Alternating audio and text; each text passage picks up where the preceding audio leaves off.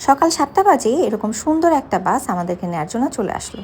তো আমরা সবাই বাসে উঠে পড়লাম। উঠে দেখি পানি, চিপস এবং ফল রাখা আছে রিসোর্টের পক্ষ থেকে। আমার মেয়ে হ্যালো বলল, আমাদের যাত্রা শুরু হলো। সবাইকে তুলে নিলাম এবং যাচ্ছি।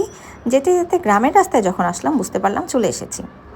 রিসেপশনের ঝামেলাগুলো শেষ করে আমরা এবার যাচ্ছি আমাদের জন্য রাখা নির্ধারিত কটেজটিতে। এই কটেজটায় একটা ডাইনিং রুমের মতন এবং দুটো বেডরুম রাখা আছে। একটায় 4 জন থাকা যাবে এবং আরেকটায় 2 জন থাকা যাবে।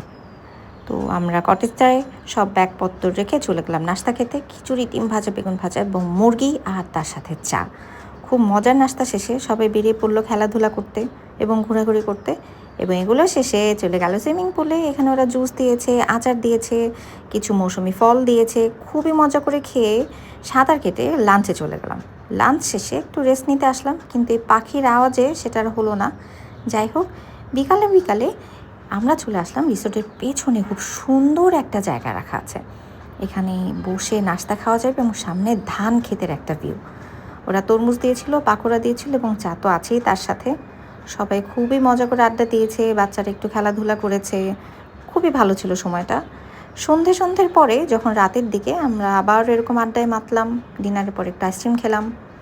তো সকালে উঠে আবারও ভাবলাম একটু ঘোরাঘুরি করে নিই। তো ঘোরাঘুরি করে নাস্তা খেয়ে একটা গ্রুপ ফটো তুলে আবারও চলে আসলাম আসলে ঢাকার পথে।